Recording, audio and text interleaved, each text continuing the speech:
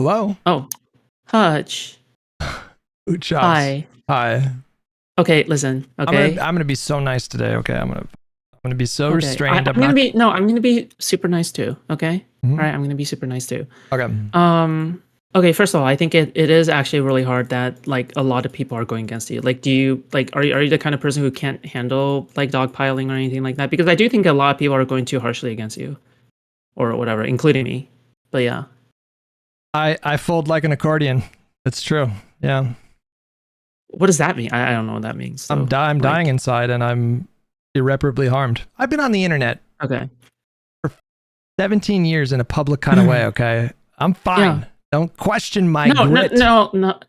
Okay. But like, even because I've been on the internet for like 3 years, I've been doing this conversation for 3 years, and like I like even then, like some massive dogpilings are like overwhelming for me. But I just kind of get with it, right? Anyway, okay. So first of all, I just have a question with two things that you said. So you say that Trump is in fact like he is ready, like he is the kind of person who would issue executive orders to take over the government, like to reject, I don't know, like court orders, or to issue the military to do some takeover, do the like insurrection act, do that kind of thing. You acknowledge that, right? Oh, he's fully capable of doing these things. Yeah. Okay, so if he did that tomorrow, you wouldn't be surprised, right? I would probably be a little surprised, but not like shocked. Not like shocked. I mean, there's no question. There's no question that the way his behavior demonstrated in his first term was much more restrained because he was thinking about re-election, and you can tell that he's just not fucking worried about it this time, and so he's, it would be less surprising if he did something like what, I don't know what you said, send the military to take over like a state government or something like.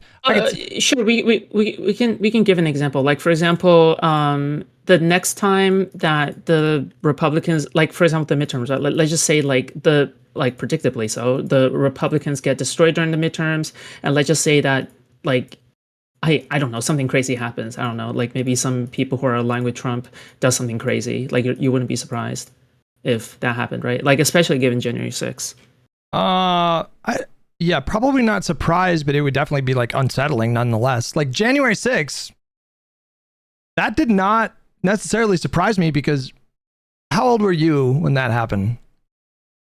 Do you remember January 6th? Were you in school that day or like what, Oh, I was in college. Okay. I don't know how old you are, but like, wait, hold on. How old did you think I was? 21 or 22?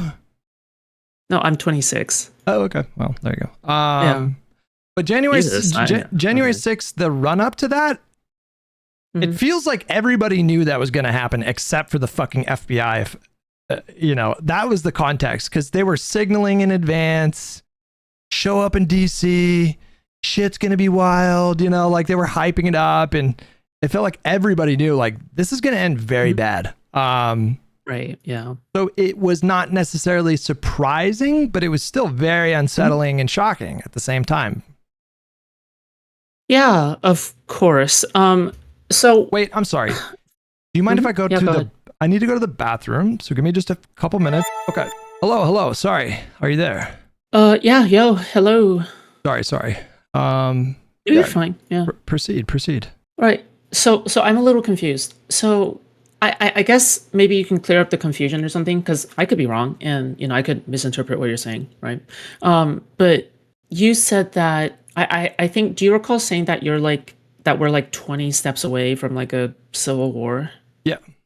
Okay. I guess if you accept a reality in which Trump could do something crazy, but then we're like 20 steps away from a civil war, these two things don't really match up in my mind. Can you explain that?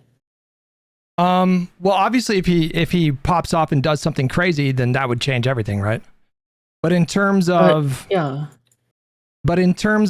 like the current moment and the current solutions to the problems that have arisen as a result of Trump and his politics and the Republican Party, these are like I would hope we would endeavor to explore how we normally deal with these things, or how we have historically dealt with these things, which is through the process of winning elections, building consensus, and then adopting reforms through legislation, policy, amendments, these kinds of things. But of course, if he, like invaded fucking California tomorrow, then that would change everything, right?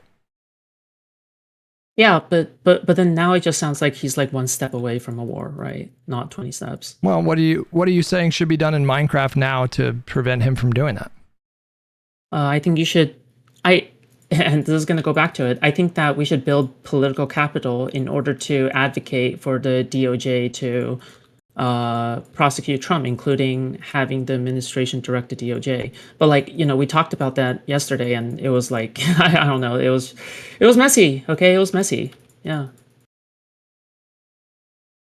I don't think there's anything wrong. I don't think there's anything wrong with voters expressing their desire for accountability for this administration. So if you want to build, well, I don't know what you think political capital is. Like, for example, I'm thinking in my head, like, oh, political commentators and protesters should be advocating for that, but politicians don't need to advocate for that, because I know that you're worried about election outcomes, but that's okay, because I don't think the politicians have to do that. I just think the voters and the commentators have to, though. Would that be okay with you? If you don't think that the politicians themselves have to be the ones saying lock them up, for example, and yeah, I'm trying to compromise, basically. Yeah. If that's your proposal, then there's nothing wrong with that. Like, voters can ask for whatever they want. Yeah. Okay. I'm not I never said that you shouldn't ask for Trump to be locked up. I never said that. Right. Yeah. But because from my perspective, I'm still mixed. I'm still torn on whether or not the politicians should be advocating for that. I'm leaning towards no. So it's more in line with your position, actually. But I think that if that's not what you were saying yesterday. President Newsom. Did you change your mind? Well, I think I was too extreme yesterday. I think yesterday I was like, I'm looking back and I'm like, you know what? I think I'm a little bit too extreme there, right? Because I honestly think that, like, how much we disagree is only like maybe a minuscule amount, actually. I don't know. But yeah, I was pretty angry yesterday, so that kind of makes sense. What do you think we disagree on then? It's that if the DOJ is in fact directed, I mean, like by the administration above or something, right, in order to prosecute Trump, right, using the DOJ, I think we might disagree on, like, making a big deal out of it, basically. You might think like, oh my God, liberalism is cucked and it's fucking over, right, for liberalism. But meanwhile, I'm like, okay, well, I think it's actually fair, and I think it might be even right to do that, right? Can I just say, that's not going to happen. It is going to play out. It is going to play out the way that I'm saying it's going to play out. The nominee for the Democratic Party, they're not going to run on lock him up. They're not going to do that. Okay. And when they're elected president, they're not going to sign an executive order ordering DOJ to investigate Trump. They're just not going to do that. Yeah. And they shouldn't. I mean, sure. I mean, we'll see, right? Like, we'll see, but they're not going to. I wouldn't. I mean, you're so sure that they wouldn't do that, but like at this point, like we can both play the game of like, okay, well, they may or may not do it, but then at this point, like, no one can look into the future, right? I'm reasonably confident they're not going to do that. Yeah. So Okay. was that the only disagreement then, or? No. There's more. So when it comes to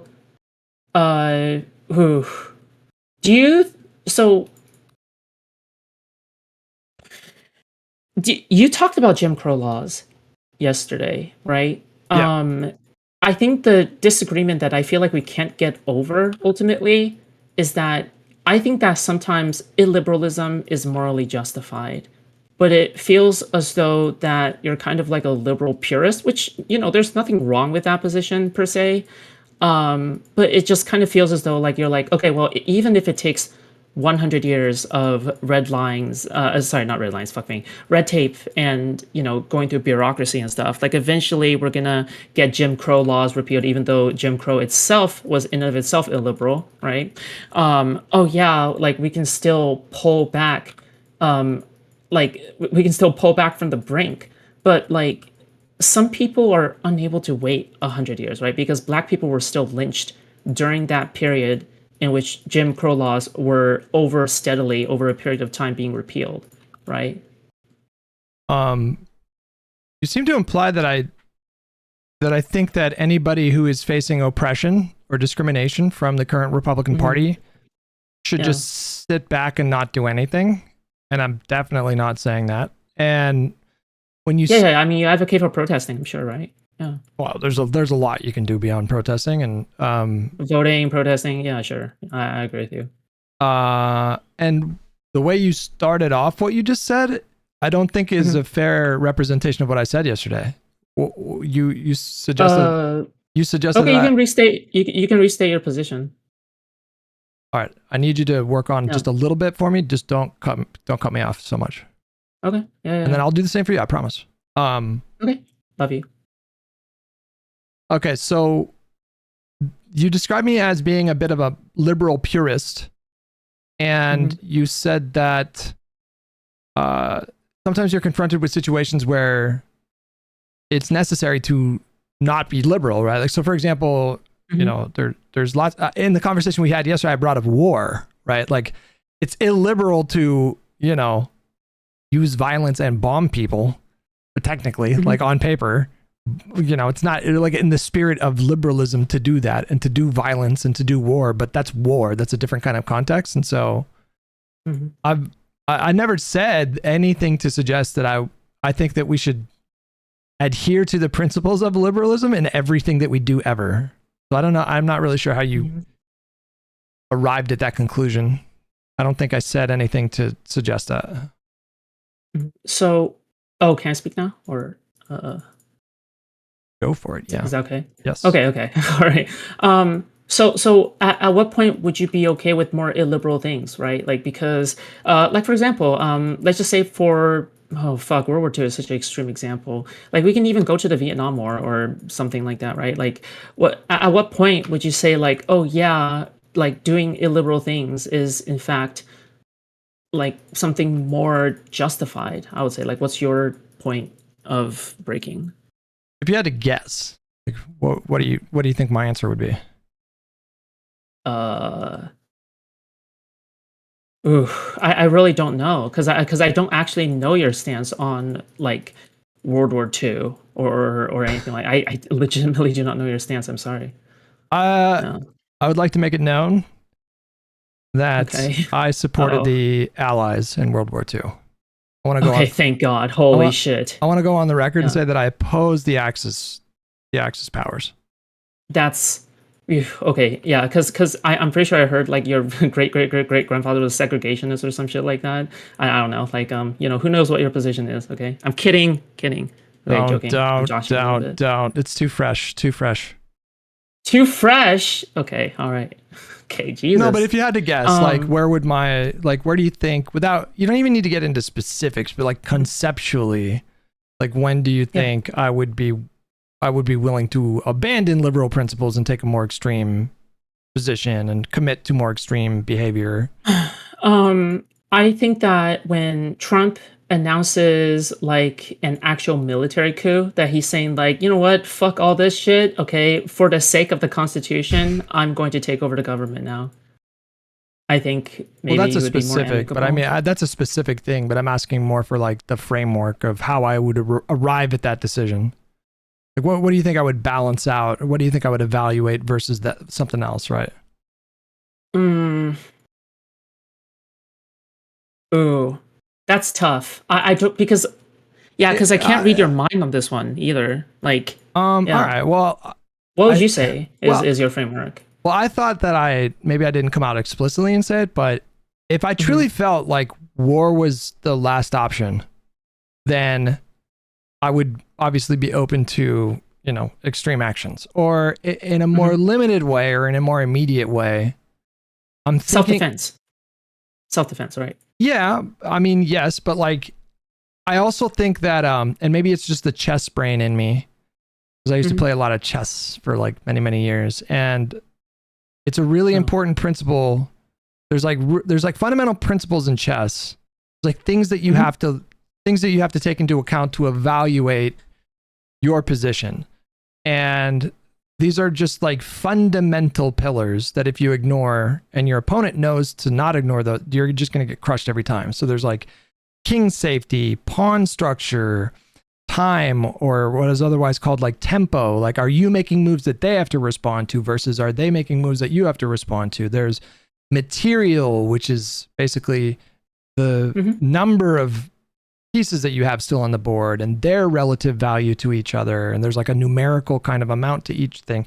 And then there's something that I'm not remembering right now, but like, center control. You have to control the center of the board. And so like, if you ignore these principles, like all this to say, if you're the kind of chess player where all you do is you're just fucking hurling pieces at the king, you're going to get absolutely demolished by any semi-competent player who knows how to defend against belligerent attacks. And so with chess, you have to be really careful and plan some kind of attack. You need to be able to imagine where the position's going to be in 3 or 4 or 5 moves. And you might need to do that along 7 different trees of possibility because it's so complex. But you have to be thoughtful. Like you have to, you can't just like hurl your pieces at a king. You have to really think about like, what are your best options in that moment? And I think too many people these days right now, when they're talking about politics and strategy, all they want to do is just fucking hurl pieces at the king. And I just think that this is not something that ever works in the long run for political movements. Like the political movements that have been successful through the years, and then I'll wrap it up here in a second, are the ones that were thoughtful. And so in the context of Jim Crow and the Civil Rights Act, who do you think was more effective at getting stuff actually done, like codified protections? Malcolm X or Martin Luther King? I'll say Martin Luther King easily. Malcolm X was a fucking tinky poser, right? Maybe for time. I don't know if he was a tanky. He was more like a militant, like, yeah. Anyway, but anyways, well, hold on. Let me clarify something real quick. Typically, I don't really do this. Some retard in chat just said, "Does Foodshops vote?" Motherfucker. Number 1, I voted for Gavin Newsom. Okay. Number 2, I voted for Proposition 50. Number 3, I canvassed for people back in the past. Okay. Oh my God, Foodshops is so young. 18 years old, 19 years old. Motherfucker. Okay. I've probably done more political action than like most of the chat combined. Okay. So fuck you. Anyway. Let them know. Let them know. Okay. But yeah, right. so okay. But in the context of Jim Crow, right? Like that was a really long struggle, and it took them a really long time. And at any point, these civil rights leaders could have just said, you know what, we don't, like you don't think that civil rights leaders, for example, in the 1920s, you don't think that they knew that they were probably decades away from accomplishing civil rights, like. I do think you need to be prepared, and that's not me being. I mean, they had a plan. I mean, sure, yeah. Like I would agree with you that they had a plan, right? Sure. I'm not saying settle. And they knew they couldn't get everything like accomplished all at once, but I'm sure that they also like thought that, you know what, there's going to be setbacks and there's going to be times in which things are going to be really rough. Right. Yeah. Right. And I'm not saying like if you're. But I would even argue that like this time it's kind of different, right? Because we're talking about like the rights of Black people and whatever, right? Illiberal shit. But then right now, it just kind of feels like the very like edges of our democracy is crumbling. Like that feels fundamentally different to me than versus like Jim Crow shit, right? Does that make sense? Yes, but in a more holistic way, like the problem right now is bigger. But from the perspective of a Black person who was forced to live in a state with Jim Crow laws, yeah, you were not a part of the democracy. You were disenfranchised. You didn't have rights in the way that we look at them now. And so for them, like I don't know about that. You're doing the thing. Like you're saying that like now is like bigger because we're talking about the whole democracy and it would all come crumbling down. But like the civil rights movement was about them agitating for and trying to accomplish the franchise, they were trying to secure their rights. They didn't even have the rights that were, you know what I mean? So like for them, it was already an existential struggle. And so if they had the discipline to, not be complacent and be happy about the fact that maybe it was going to take some time. They did have the discipline to stay the course and to remain engaged and not give up and not necessarily like advocate for the whole system itself to come down, right? Well, I mean, you said they would be disenfranchised, but I already kind of disagree with that. Just because I think that if a black person was given like in order to vote, like they would 100% vote, right? Like they wouldn't be disenfranchised. Like I wouldn't say that. Like sure, they might be black-pilled on that shit, but like at least the most black-pilled black person would like go out and vote, right? Like when we're talking about tankies or something. Wait, hold on. Hold on. What do you think disenfranchised means? Disenfranchised means like, oh, maybe you think that the system isn't working out for you. Maybe you feel as though you're black-pilled and you can't do anything, so therefore you're not going to vote. Like no. That's disillusioned. No. Disenfranchised means you don't have the right to vote. Okay, typically people don't really like make a difference between these two. You realize that, right? Like when I think of the two terms, like they're the same to me, right? They're definitely not the same. Disenfranchisement.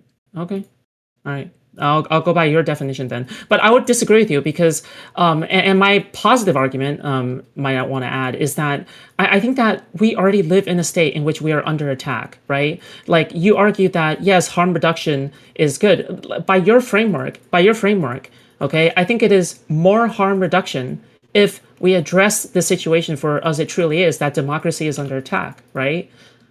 Because we are already put in the position of self-defense. They've already attacked, right? Like, for example, the Supreme Court passing all that shit, right? Even Mitch McConnell, like during the fucking Obama years, was also, that was also liberal, right? Like all these things have been building up for decades and decades. So you can't just say, well, I mean, we're going to wait until, we have an opportunity for harm reduction and, we have to counter liberalism, self-defense and all that stuff, right? We're already put in the position of self-defense. He has 3 years left. He's probably going to do a bunch of crazy shit. I don't know. I never said don't defend yourself. I never said that. Okay, but like your version of self-defense is like, okay, the courts are holding up, right? And protests and winning local elections. That's your version of self-defense, right? Those things among many, many other things. But when we look at the span of U.S. history, all these things added up are what amounts to progress. That's how.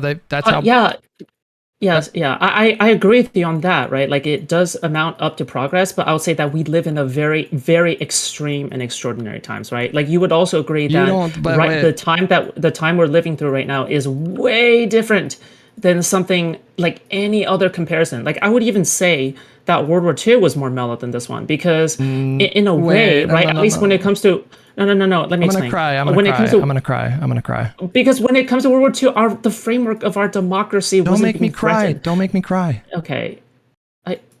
If we would have lost against I make you cry? If we would have lost against the Nazis, what do you think would have happened to America eventually? If Germany had been allowed to literally like take over the world, you don't think that impacted America? I mean, I do think I do think it'll impact America, but I think that's from an external threat, right? The threat that we face right now is XCOM enemy within, right? Makes sense. Like they're Exalt. Like right now we're dealing with Exalt, but then during World War II we're dealing with the aliens. Okay, have you ever played XCOM? Never mind. Okay, Jesus, it's okay. Yeah.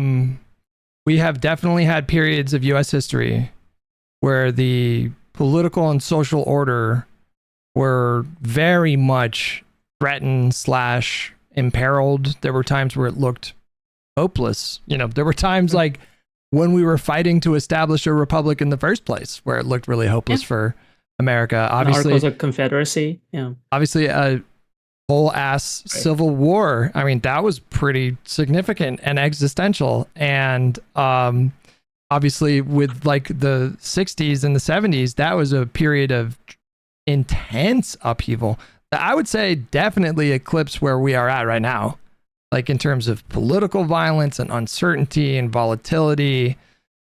That period of history and and then all that, with all that going on, we're also in the context of the Cold War against the Soviets where they're parking nuclear weapons in Cuba. And so there's like 13 days where everyone's like, are we all going to die? Like, we have faced significant challenges in this country before. And Oh, can I speak? I disagree with your interpretation. I think that I think with situations like the Civil War and the Cold War and stuff like that, that's all from external threats, right? We haven't faced a threat that would like actually shatter our political infrastructure. I So I disagree with that, respectfully, right? Yeah. no, I respectfully think you need to spend a bit more time on U.S. history.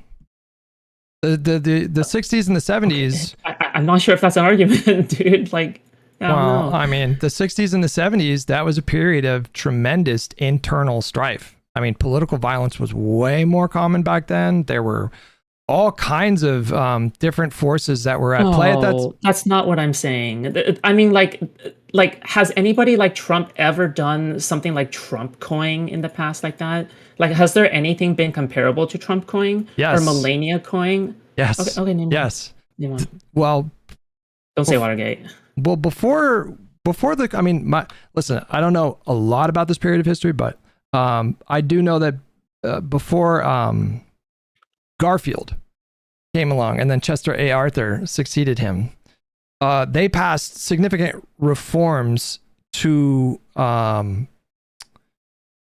get rid of, like, do you understand that in America, like, bribery was just not illegal for fucking decades? For like that was, you could just pay politicians openly. Yeah, they and I mean, it was wildly corrupt in terms of like different power brokers, and you know, so Trump is like unique in terms of like the amount of money he's raised with meme coin, but he is definitely not the first American politician to be that corrupt in that kind of way and personally profit from the office.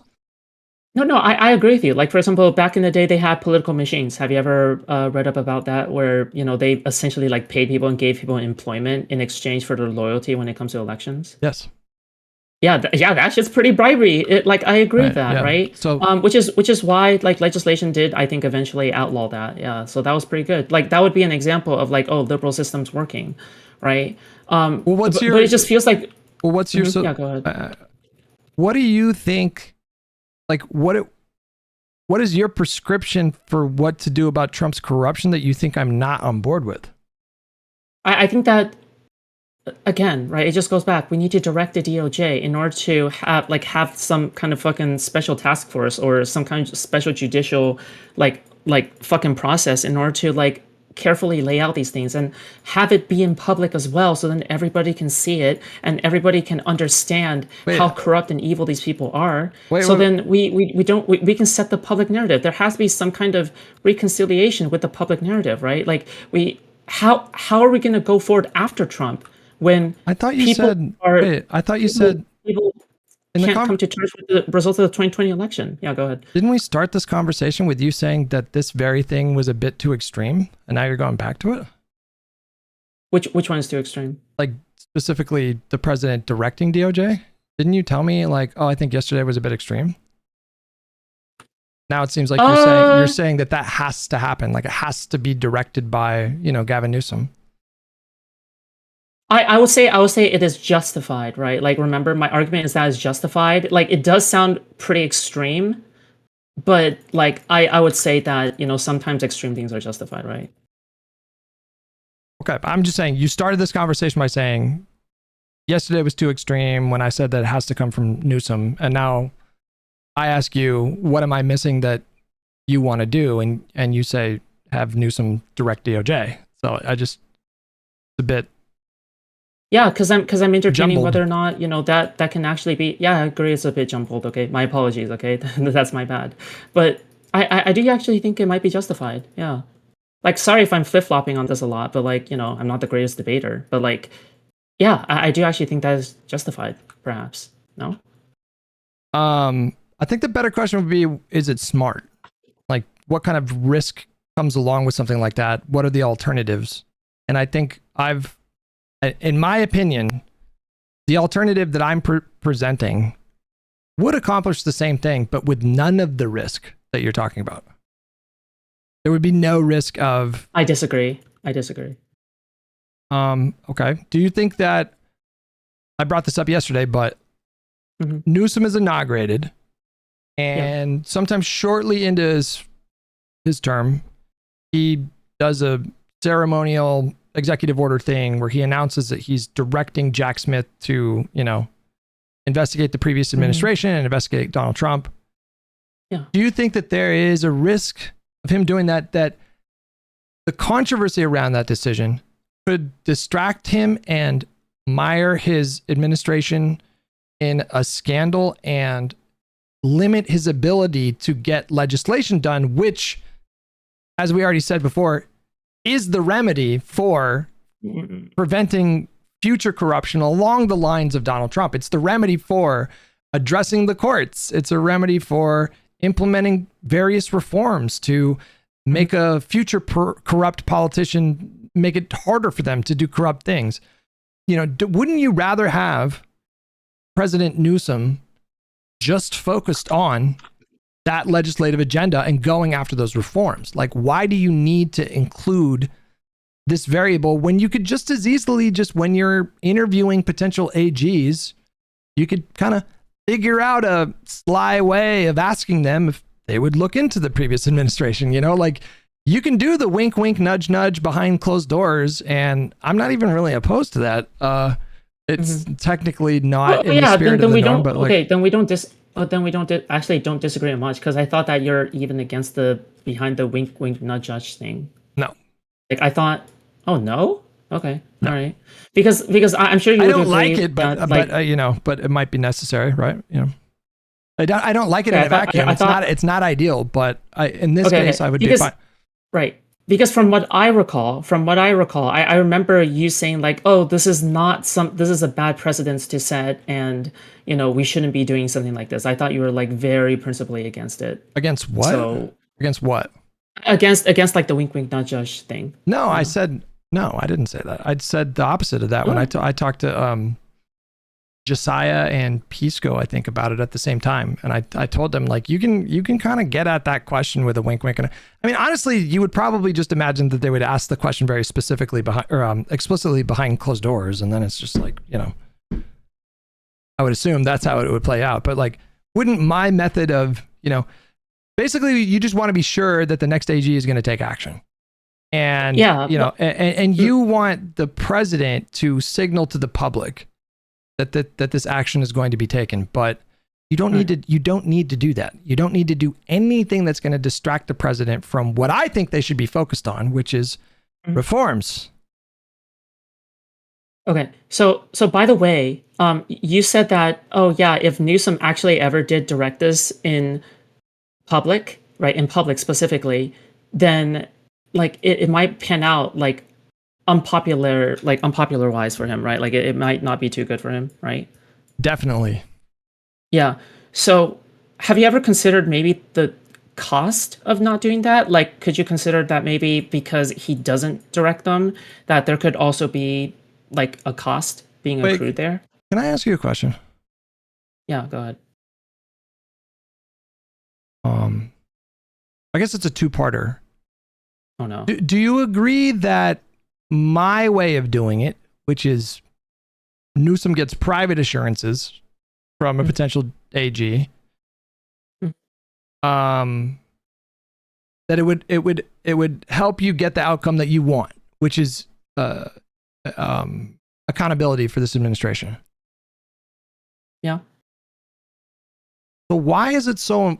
I don't understand. If that method would work, why are you what is it about Newsom himself saying we're going to do this thing that is so important to you, seemingly more important than the accountability itself? Well, I can explain that. I can explain that. So I think that it would present a very strong image, and it shows that he is willing to go after people who are criminals and people who are like, because there's a lot of people disenfranchised about like not different. Hold on. Stop like saying, disillusion. Yeah, there you go. Yeah. My God, okay, whatever. Disillusion. No, okay, you should know that. But you should know that. Okay, all right, fine. Disillusioned. Okay, yeah, saying, like people who are disillusioned. All right, yeah. Yeah, go ahead. Yeah. Disenfranchised means depriving people of rights or not having rights. That's what that means. It specifically means like not voting. Disillusioned. Okay, I use them as the same. Okay, yeah. But like, because you said that, you know, people are disillusioned, but maybe it would present a strong image to, restore the soul of our nation by having Gavin Newsom just announce, like, we're going after these crooks. We are finishing what Mueller started. Wouldn't that be such an epic image to behold? Like, you're saying that we shouldn't risk that, but with no risk comes no reward, right? Like, people risk all the time in politics, and this is why you can't just go by the rules all the time, right? Otherwise, Biden would have been super successful. I don't know. Like, he is super successful by the way, but like, I'm saying that otherwise people would see Biden in a good light. But he didn't, right? Biden passed reforms in private, and now people are slandering him. People are going after him. And yeah, like, Jesus, he didn't deserve that. But in America, the president does not determine who goes to jail, who gets investigated specifically. They definitely, like, that is the system that we have landed on, and we got there through reforms after Nixon. I mean, would you agree that was a good, actually, I don't even know how much you know about, like. Okay, but it would present a strong image, right? Wait, hold on. But you gotta hear. So, like, are you aware of any of the kind of reforms that happened after Nixon resigned? No, I'm not. I'm not old enough. I'm sorry. All right. Well, so the shit that we did. Were you around that then? The shit that we did with, like, the FBI and DOJ once upon a time was actually, like, pretty fucking corrupt. And we had a particular FBI director named J. Edgar Hoover who was like, he was literally like the deep state. When people say the deep state, he was literally like, he sort of operated above the president, multiple presidencies, and just had a ton of power, and, unconstitutionally surveilled people, and just, like, was accountable to no one. And so that was a big problem. And then also Nixon himself was, basically ordering DOJ and the Attorney General to, like, investigate the Democratic Party and investigate his rivals and investigate people that he thought were subversive or radical. And then after he resigned, and after that national trauma of him, being a fucking criminal and like tapes coming out, like, people heard the president saying just insanely corrupt shit. And it shattered their image of what the presidency was, and it really hurt the American kind of collective consciousness, and and that was not, like, I don't think we ever really fully got over that. But in the wake of Nixon's corruption, we adopted these norms to separate DOJ from the presidency, so that you wouldn't have that corrupt influence anymore. And you did that to instill more faith in those institutions for the American people. I mean, would you say that, like, that's like a good norm? It was like a positive thing that we did to. Absolutely. Yeah. I do think that's a great norm, but I think that norm was broken by Trump, right? So, like, if you do it directly after Trump, I don't think people will complain as much. Okay.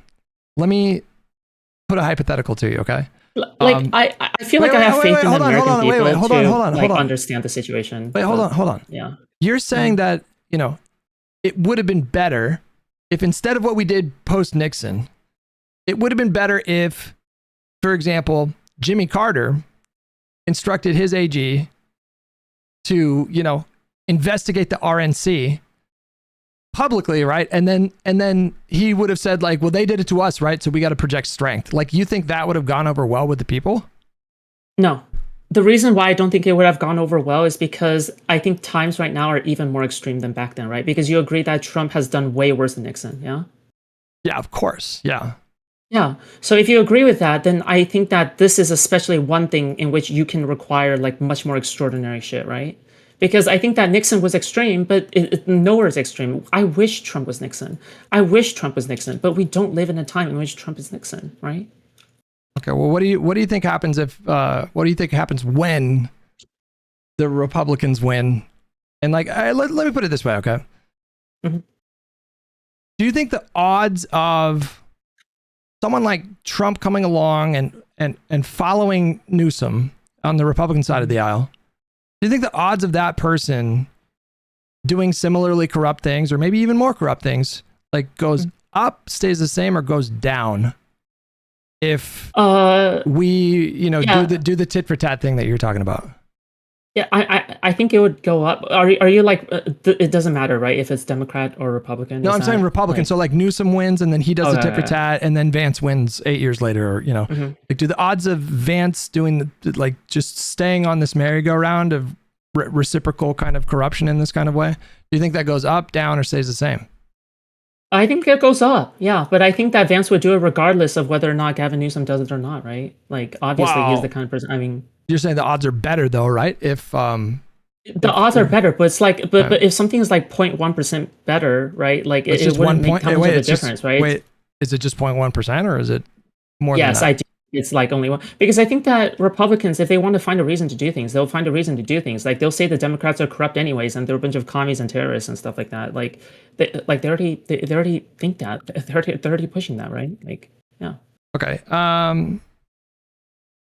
Here's my view of things. I think that you are more interested in catharsis than Huh? the health of the No. democracy. Yes, I think Hutch, I'm not.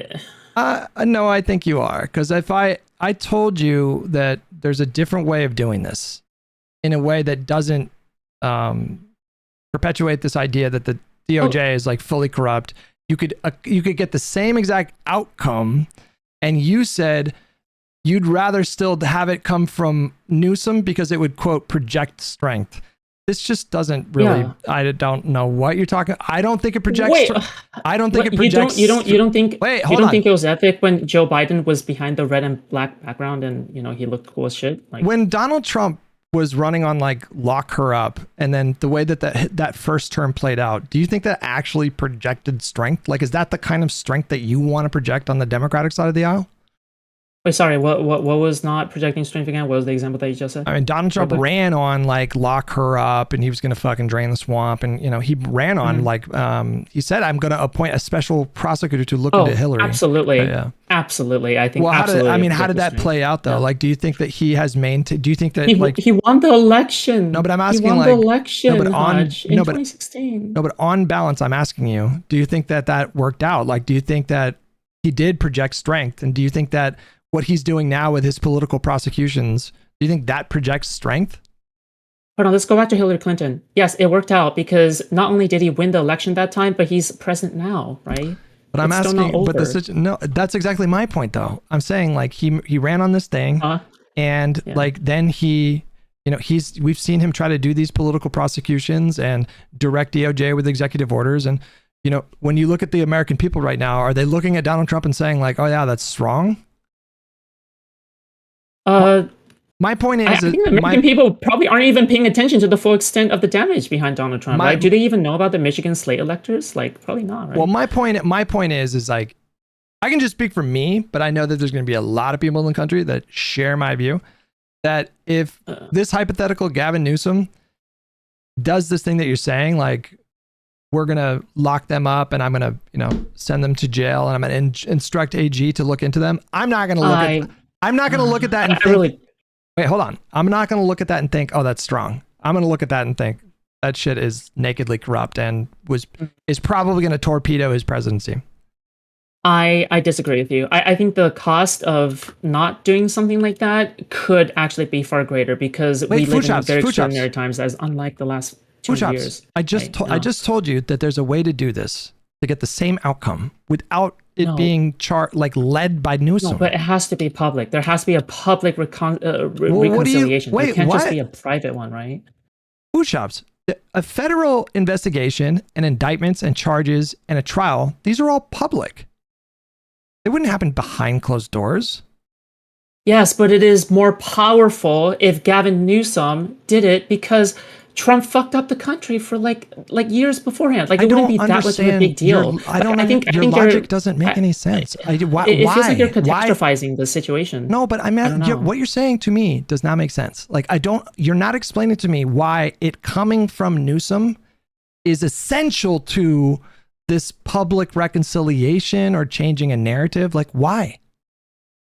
Because it projects strength. It is popular. It is good for restoring the soul of the nation. Wouldn't if Jack Smith, investigates the administration, makes arrests, secures convictions, you don't think that projects strength? No, that's not enough. Like you like that doesn't have Newsom's name on it. Like you can say it happened under Newsom's administration, but like that's not the same as Newsom himself like seeking justice, right? Because people only remember the president, right? Foodshops, respectfully, you are debate broing yourself into a ridiculous thing right now. Okay. What you just said is ridiculous. Also, if Jack Smith, AG Jack Smith, investigates Donald Trump and the administration, charges them with felonies, secures indictments, they end up in jail. You just said that doesn't project strength? It's not enough. I'm saying it's not enough. I'm not saying it doesn't project strength. I'm saying it's not enough, right? Like that's where the disagreement is. The disagreement isn't whether or not like, oh yeah, does it project strength or not? The disagreement is, okay, is it only projects strength. How much can we do? It only projects strength if Newsom gets to stamp his name on it. That just, you're not explaining why. Well, because then you get to say, oh, Gavin Newsom is the reason why this has happened. You don't just go like, oh, well, the DOJ under Gavin Newsom doesn't hit as hard. They're going to say that. Foodshops, they're going to say that every time. They're not going to say that. Yes, it's not going to be enough, and you know it. How many times have you heard when talking about the DOJ under Trump or Biden or Obama? How many times have you heard it referred to as the Obama DOJ, the Biden DOJ, the Trump DOJ? Who do you think is being blamed for? Yeah, and how many times have MAGA people hated Pam Bondi and separated her entirely from people like Donald Trump, right?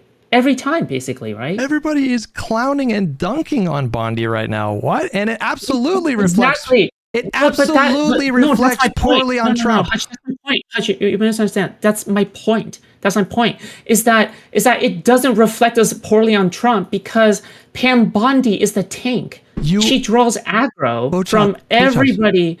She's acting like a tank. You're debate broing yourself into another silly thing here, because are you really telling me right now? Are you really telling me right now that Bondi being dunked on by everybody is not damaging Trump? You don't think that's damaging Trump? I think it's damaging Trump, but I don't think it's damaging enough, right? Like, makes sense? Well, frankly, I think just like how you can say, oh yeah, it gives credit to Newsom, but it doesn't give credit to Newsom enough, and it doesn't help restore the soul of the nation enough, right? Do you think Obama got credit for Osama bin Laden being killed? Ooh. You know he did, because I'm not sure what the average normie says. Come on, when stop. No, don't play games. No, you tell me. Listen, I don't want to have. Listen, I truly don't want to have these conversations if you're going to debate yourself into saying silly things. Okay, he obviously got credit for that, even though he wasn't in charge of the military, right? Like, he wasn't the one that was like keeping on top of that intelligence day after day, and he wasn't the one who like planned that that whole attack and executed. He just watched it happen. He just greenlit it happening, and he watched it happen on a TV screen, and then he went up there and he took credit for it. It's the same thing with DOJ. Okay, so when the DOJ when DOJ has some big high profile thing, and maybe they make some high profile. Hold on. So are you okay with Gavin Newsom taking credit? Are you okay with Gavin Newsom taking credit after the DOJ prosecution? Of course, bro. Of course. Okay, so what is the big difference? That's normal then, right? politics. Because if you say it's okay for him to take credit, why can't he just direct it then in the first place, right? Because what is the biggest difference between taking credit and like directing it? Like, you can't just take credit for something that you didn't direct, right? Like, that makes no sense to me. I feel like we're circling the drain on this one. Okay, I think we've been circling the drain since yesterday, but. Yeah. Well, we're repeating ourselves at this point, because you're asking me a question I've already given you an answer to. You already know the answer to that. What's my argument against that? Your argument is that you can do all these things behind closed doors in the background without actually risking like election outcomes. And my argument is that I think that it is worth it to risk election outcomes, because I think that there's something much more pivotal. There's something more pivotal than just simply election outcomes, right? The soul of the nation. Yeah, but you haven't articulated why. It's very superficial. Like securing. I feel like I did. Securing indictments and convictions and prison sentences for people. That is strength. You let the merits of your case and your prosecution team. But that's not enough. I agree, but I think we should do more than that, right? I just don't like. It's not enough. It's not enough to just simply lock people up quietly and then just move on with our day, right? Who said anything? I think you need to do Martin Bailey, Straw man, Martin Bailey, Straw man. I don't know. It's one of the two or both. How so? Because I never said do stuff quietly. There's not going to be nothing quiet about this. Foodshops. When you say behind the scenes, like the implication is that it's going to be pretty quiet, right? Like even though he can take credit for it, like it doesn't mean that there's going to be a big showing, right? The way that I'm arguing things is that there's going to be a big showing. This is a public trial. It's not going to happen behind the scenes. If you indict Donald Trump and put him on trial, all that shit is going to be front page news for fucking months. Nothing about that is going to be... What's the big deal? What's the big deal about like Gavin Newsom directing it? There really is no big deal, right? Like he could just give the public order. It can even be ceremonial, for God's sake, right? What? Answer that question. You're asking me a question you've asked me 5 times. What's my answer to that? Why is that? What is the potential downside of doing that? Because just in case just in case the investigations failed, then, you know, maybe it isn't good for Gavin Newsom to take credit, because then he'll be held. It's hella corrupt. Yeah, it's hella corrupt. Yes, but it isn't corruption if it's self-defense, right? Like it isn't corruption if it's self-defense. All right, listen. It was good talking. Is the Nuremberg trials corrupt? No, we're not doing that one. Nope. Not doing Nuremberg. Not doing that one again. That's how we ended the last conversation. Jesus Christ.